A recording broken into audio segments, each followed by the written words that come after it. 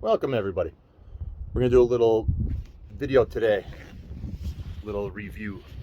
Husqvarna 450 Rancher versus Husqvarna 550 XP.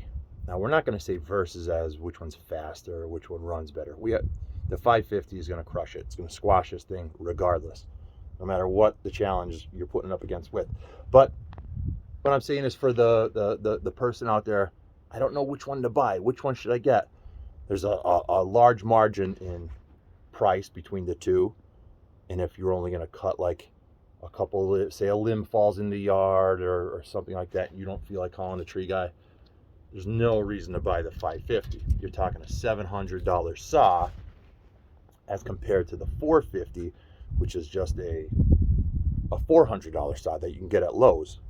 Not knocking it, don't take that as a knock on it. I love our 450. Our 450 is basically just a limbing saw when we cut trees down and the guys on the ground are just looking to limb trees as they come. Like I said, we drop the tree, just knocking off the limbs, or it sits next to the chipper for material that comes in. There's a Y where it won't fit through the chipper.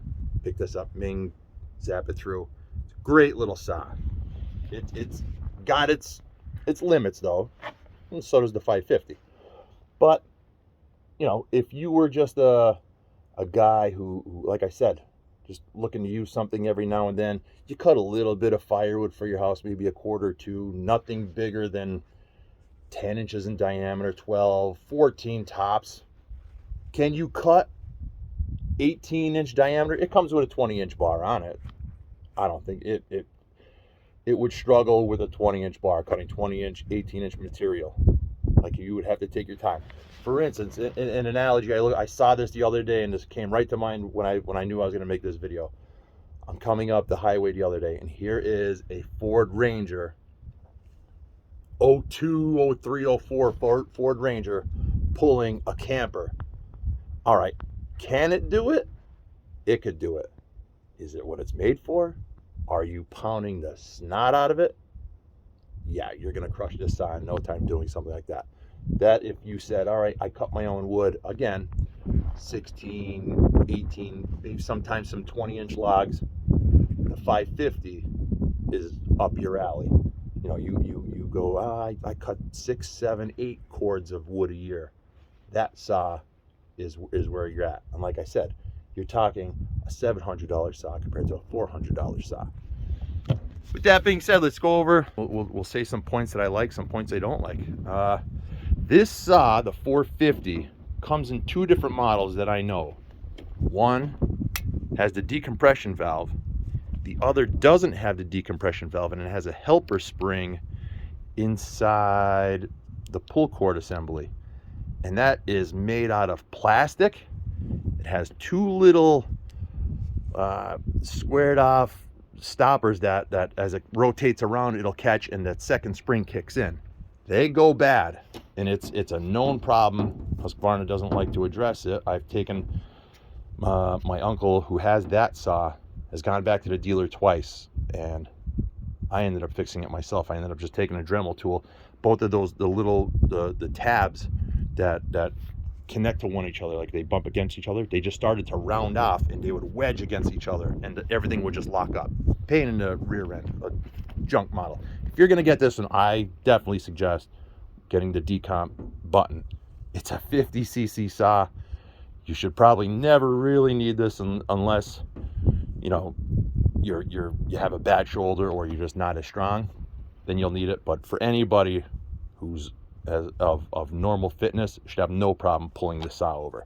The 550, I mean, this saw will hang with anything in the Rancher model. They're both 50cc saws. They make this saw this is a 50cc. They make a 55 and a 60, and this saw will squash all 3 of those. It'll even, like, putting a 50cc saw against a 60 doesn't seem like it should be fair, but this thing will stomp it.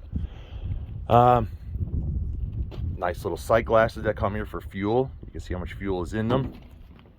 Both of them have that, which is really nice because as a tree guy, a tree cutter, you know, one of my number 1 rules, one of my number one rules. Like there should only be one number one rule, but one of them is always check the fuel before you fell a tree, before you cut a tree over. Because what happens is 9 out of 10 times you'll make your face notch and you start the back cut, and that's when you run out of gas and you're like, all right, this tree's already jeopardized and we got to call time out to go fill it. But this thing, you just hold it up, take a peek, boop, yep, we got enough, get into the cut and do your damage you got to do.